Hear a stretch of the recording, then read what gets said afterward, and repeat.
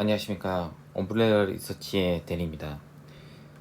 3월 23일 종가 기준 24일자용 투자 아이디어, 사모펀드를 이용한 투자 아이디어 시작하도록 하겠습니다. 오늘 같은 경우는 일단 매수, 매도 이렇게 나와 있고요. 일단 매수에서 좀 특징적인 거는 IT 일부 종목들이 좀 보이고 있습니다. 이제 낙폭과대 할 때 예를 들어서 삼성 전기가 오르니까 뭐 다른 이제 기판주들이 먼저 올랐죠. 실적이 좋기 때문에 먼저 반등이 나오고, 뭐 어제는 이스페타시스가 나왔었고 삼성 전기 리포트가 이제 나오기 시작했습니다. 그러니까 이제 후공정 장비인 이오테크닉스 얘기가 나오고 있고, 그다음에 검사 장비인 인텍플러스 이런 것들이 이제 자료가 나오고 있어서 뭐 시장의 아이디어는 뭐 거의 비슷비슷하다. 결국엔 누가 빠른 머리를 가지고 이제 매매에 동참을 하느냐, 아니면은 바닥에서 많이 사서 그냥 들고 가느냐, 요 차이인 것 같습니다. 그래서 오늘 특징적인 종목은 파인테크닉스, 그다음에 하나손해보험은 현대생하고 요즘에 계속 나왔죠. 그렇기 때문에 현대제철 이렇게 선택을, 남해화학 이렇게 좀 특징적이었던 것 같고요.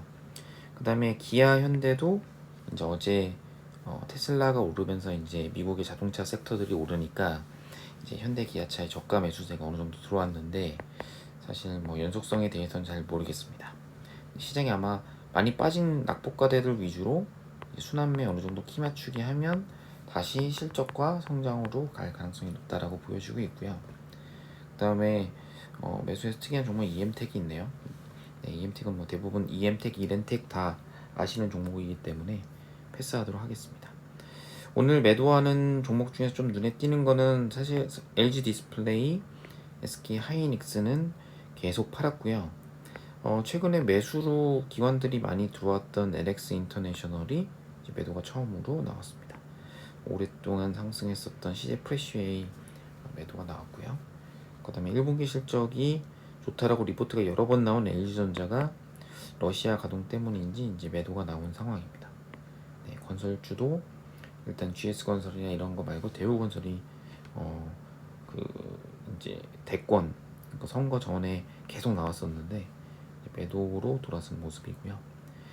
그래서 일단 여기 종목들은 쭉 보시면은 흐름이 좀 보이실 겁니다. 특히 여기 보면 이제 대주주가 계속 사고 있는 신성통상, 저희가 위드 코로나주인데 실적 나오고 이제 김세론이죠, K세론 나왔었는데 한양 디지텍도 마찬가지였거든요. 지나고 나니까 K세론일 때 사니까 다 오르긴 했습니다. 결국엔 4분기 실적이 좋았던 애들은 지금 주가 반등할 때 세게 나온다 라는 거고요. 이게 미래 실적은 저희가 알려진 게 없으면 저희가 최근 분기 실적이 중요하기 때문에 21년도 4분기 실적이 잘 나온 애들 중에서 빠져있는 애들이 좀 유리하지 않을까 이렇게 생각을 좀 하고 있습니다. 유튜브에서 말씀 못 드렸지만 예전에 인터플렉스나 이런 것들도 좀 바닥에 좀 내려오면은 좀 괜찮을 것 같고요. 일단 현대제철하고 특이한 건 포스코 홀딩스가 연초 대비 이제 13%, 19% 이렇게 올라와 있는데 철강주들이 좀 눈에 띄었어요. 그래서 이 부분을 좀 살펴볼까 합니다. 네, 철강주부터 먼저 할게요. 네, 여기 보면 일단 현대제철 같은 경우에는 연기금이 계속 팔았습니다.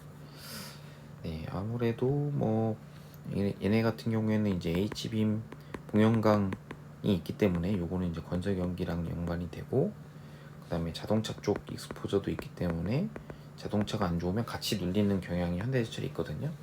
그래서 철강주는 이제 포스코가 항상, 지금 포스코 홀딩스죠.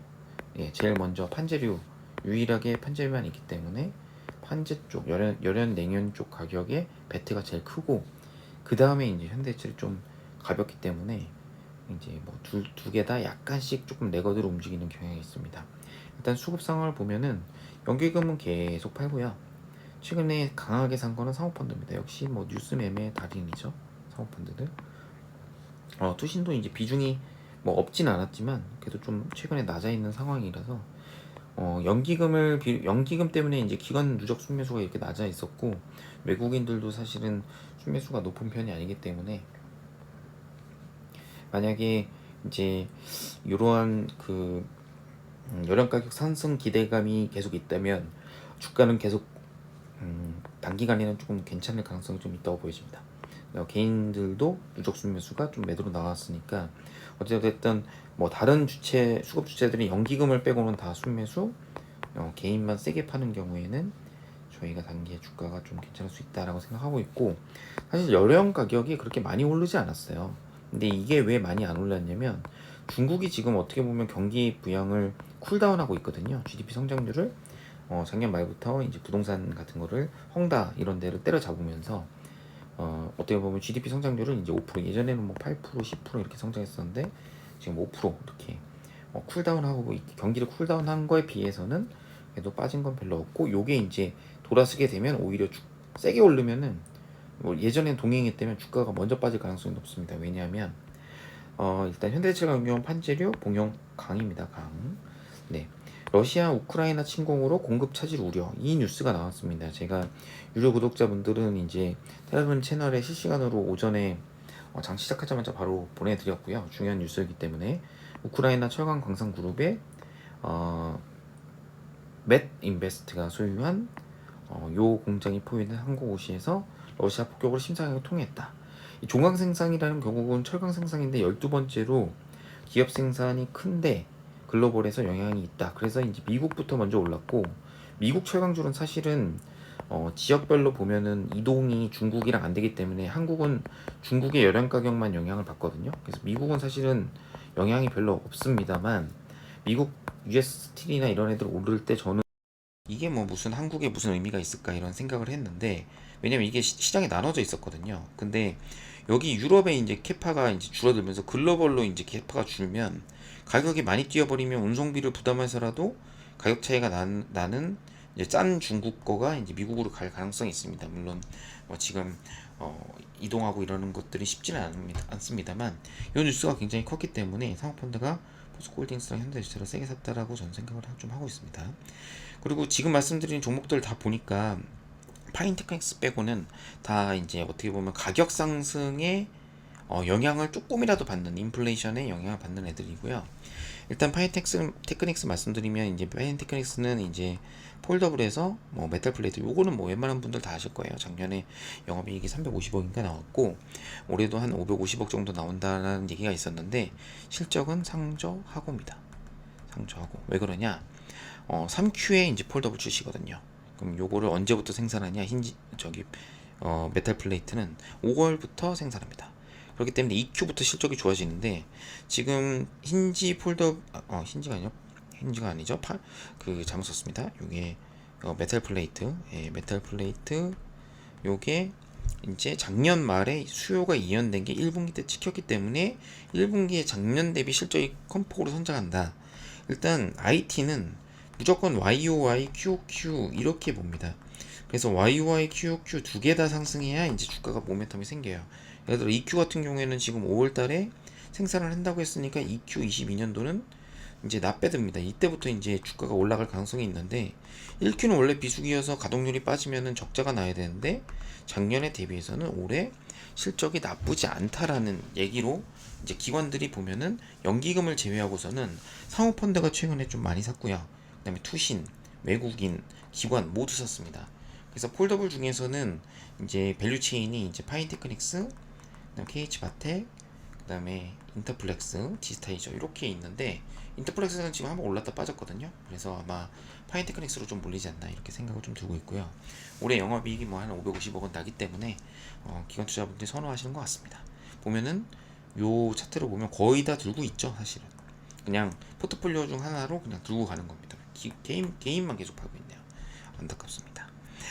남해화학, 이제 비료 관련된 뉴스는 사실 좀 됐어요. 한 2주 넘은 것 같거든요. 근데 이제 남해화학 같은 경우는 이제 수출 비료가 이제 마진율이 좀 높다라고 하는데, 이 수출 비료의 가격 P는 이제 그 중국의 이제 DAP랑 가격 DAP 스팟 프라이스 요거랑 이제 연동이 좀 됩니다. 뭐 이게 이렇게 많이 오르진 않았어요. 많이 오르진 않았습니다만 일단 17년도에 이제 스프레드가 벌어지면서 보통 이제 판가가 그대로 있고 원재료 가격이 급락하면서 요 벌어진 거를 저희가 이제 스프레드라고 하거든요. 네, 뭐 이미 다 보시는 분 다 아실 것 같고, 요 벌어진 거, 요 부분에 대해서 이익이 많이 난 게 17년인데 지금은 다른 사이클입니다. 다른 사이클. 그래서 좀 애매하죠. 왜냐하면 원가가 오르고 판가가 이제 올라갈 거를 기대하는, 그러니까 지금은 뭐 사실 단기 실적이 좋아진다기보다는 원가가 많이 올라가면서 판가가 올라가면 더 올라가지 않을까 이런 기대감이 녹아 있는 상황입니다. 네, 그래서 원재료 가격이 오르면은 화학들도 이제 어느 정도 일정 부분 계속 지속되면 이제 판가가 올라갈 수 있다라고 봐서 일단 주가가 오르는 그런 모습이죠. 그러면 지금 같은 경우에는 왜 그러냐? 일단 LNG 가격이 비료의 원료인 원료 가격 상승에 영향을 많이 미칩니다. 석탄하고 천연가스 지금 엄청 올랐잖아요. 그러니까 암모니아 가격도 사실 오르고 있거든요. 암모니아가 롯데정밀항인지 기억이 가물가물합니다만 결국 요소가 중요한데 이 요소가 질소의 비료가 되는데 암모니아도 올랐고 석탄 천연가스는 저희가 엄청 올랐죠 최근에. 석탄 때문에 이제 LX 인터내셔널 이런 게 오르는 거 아니겠습니까? 그래서 요런 원재료 가격이 오른 거에 대한 어떤 기대감, 그 다음에 전방이 또 좋죠. 스태그플레이션, 에그플레이션, 저희가 음식물 에크가 아니죠. 에그플레이션이 나오니까 음식료 관련해서 이제 비료 수요가 늘어나는 거 아니냐라는 어떤 일단 컨센서스가 생기면서 이제 오늘 나왔습니다. 투신 같은 경우에는 보면은 엄청 팔았었네요 최근에. 뭐 거의 비었다고 보여지고요. 사모펀드만 열심히 샀고요. 연기금 순매수, 그 다음에 기관 누적 순매수, 외국인 순매수도 약간 소폭 플러스로, 개인 누적 순매수는 이렇게 반대로 나가 있어서 저는 어느 정도 남해화학과 파인테크닉스, 사모펀드가 고른 현대제철 이런 종목들이 눈에 좀 띄었습니다. 그래서 제가 지금 말씀드린 거는 뭐 바텀업보다는 어떻게 보면은 단기 모멘텀으로 움직이는 종목들의 트렌드를 말씀드리는 거고요. 네, 저 같은 경우는 뭐 스모키 애널리스트를 했기 때문에 이제 중소형 바텀업 관련된 업데이트 위주로 뭐 종목 추천 이런 거 안 하고 관련된 펀더멘탈 분석 자료들을 이제 엄브렐라 리서치 앱에서 이제 구독 모델로 하고 있습니다. 2022년 3월 24일용 내일입니다. 사모펀드 매매 동향을 본 단기 투자 아이디어 마치도록 하겠습니다. 감사합니다.